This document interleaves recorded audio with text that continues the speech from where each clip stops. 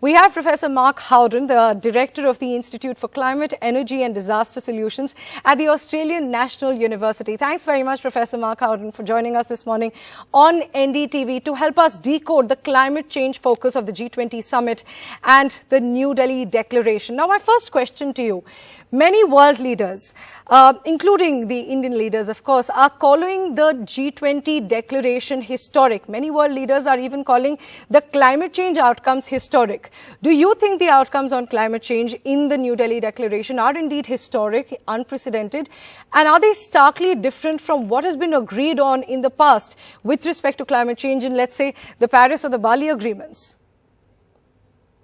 Look, for me, it's not historical or unprecedented, but it is a good, strong reaffirmation of existing positions. So we actually have existing agreements like the Paris Agreement and others which have been formed before and after Paris, which identify the things that we need to do, which includes effective climate financing, reducing greenhouse gas emissions in accord with the science, and ensuring that what we do is lined up with the Sustainable Development Goals. And so what I see in the Delhi Declaration is very strongly aligned with previous commitments and previous intentions, but by itself it doesn't look to me so far that it's actually fundamentally different.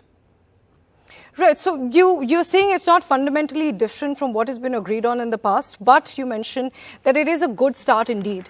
But there have been several calls for stronger action on climate change, even from the United Nations, that has said that we are far behind on our goals and climate change is moving faster than we are. So do you think that the outcomes in the New Delhi Declaration with respect to climate change are enough, or was there scope for doing more?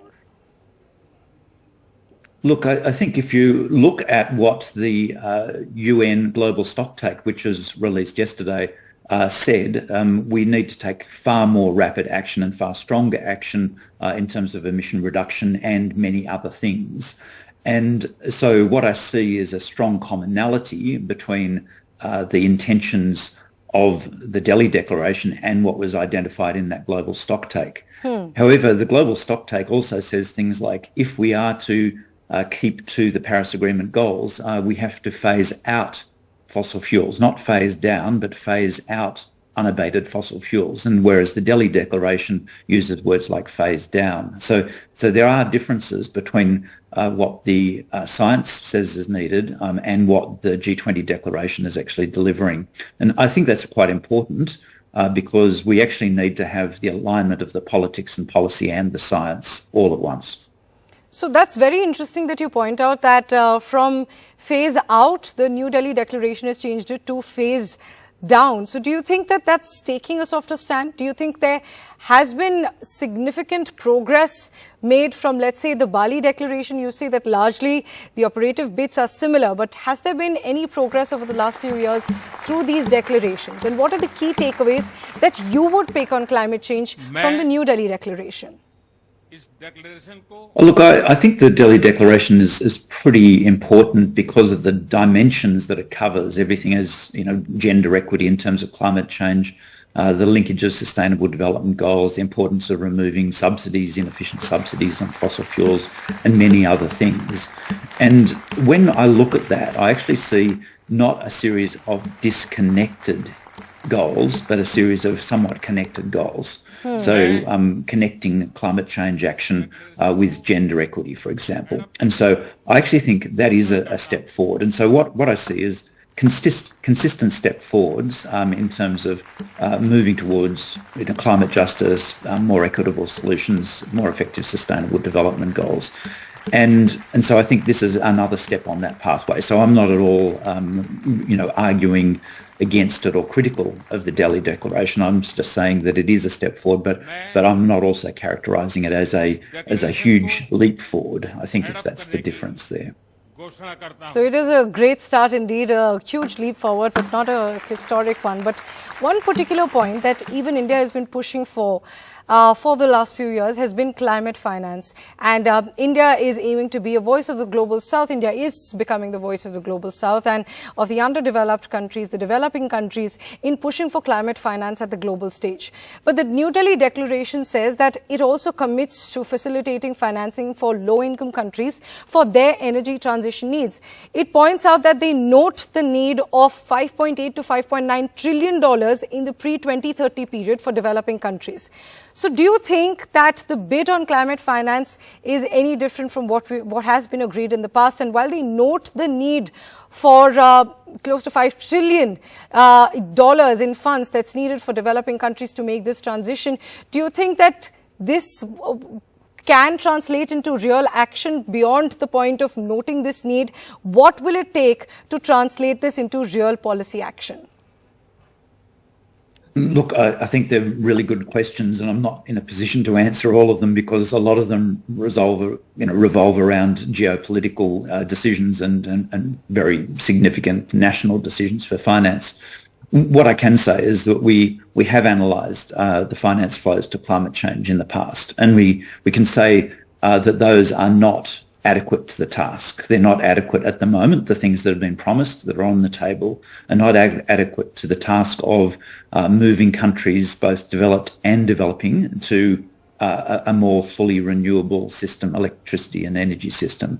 They're not adequate to the task of managing the climate impacts that we're seeing and that are going to continue to increase in frequency and severity. And so that adaptation response isn't being adequately financed either. And particularly, we also analyse that of the money that is on the table, most of it tends to be spent on emission reduction and very little, about 7 to 8%, on adaptation, which is what actually helps the livelihoods of many people in developing countries. So it's not just a question of the total spend, it's a question of how much of that expenditure gets spent on different things. It's about how that expenditure can be linked into other co-benefits such as sustainable development or gender equity. And in doing that, it actually becomes sustainable. So the people who are receiving that money act in a way that continues to generate those benefits. So when the money runs out, the benefits continue. And so we need to have that. And we also, which is identified in the Delhi Declaration, need to look at and perhaps build up the multilateral development banks. And so we actually have more effective ways of delivering funding across the board. Right. So more than fixing the amount, it's also important to focus on what will those funds be spent on. But one more important subtopic is fixing responsibility for climate change. Even the UN Secretary General, right ahead of the G20 meeting here in New Delhi, one day before the G20 meeting started, he said that he reiterated that the developed world needs to take responsibility for climate change. Developing and underdeveloped countries are facing the brunt of climate change more than the developed world is, while the developed world has been more responsible for climate change at large. And the call even came from the United States, from the United Nations, I beg your pardon, on fixing responsibility on the developed world. That's not been clearly done till now. So do you think more could have been done on that front on fixing responsibility? Because it is the underdeveloped and developing countries that are facing the brunt comparatively more. It's difficult for me to say that because there's so many things going on geopolitically and globally with the war in Ukraine and massive disruptions, what we've seen in Greece and also Morocco for quite different reasons. And so there's lots and lots of noise in our global system at the moment because there's many things happening, and obviously recovery from COVID and other things. So I don't know that it's up to me to be critical of where this has landed. I think it is an important progression of intention, which raises some really important points and emphasises those. So things like removing fossil fuel subsidies. The analysis not that long ago, which suggested something like $7 trillion worth of subsidies are going to support fossil fuels, which is clearly out of step with the intention to reduce fossil fuel combustion and hence lower greenhouse gas emissions and climate change. So we need to really progress on those things which are pointing out where there's inconsistencies in terms of global action and finding ways to actually better align what resources we have with the things that need to be done. Right, and when we talk about the underdeveloped and developing countries facing the brunt of climate change more, I want to quote some points from the New Delhi Declaration that speak about leaving no one behind. It says that just energy transitions can improve jobs and livelihoods and strengthen economic resilience. We affirm that no country should have to choose. We will pursue development models that implement sustainable, inclusive and just transitions globally while leaving no one behind. That's an important statement being made. So does the declaration do anything to bridge the gap and to fix equitable impact? I think that's exactly the right analysis, both historically, what we've already seen, as well as in the future, what we project.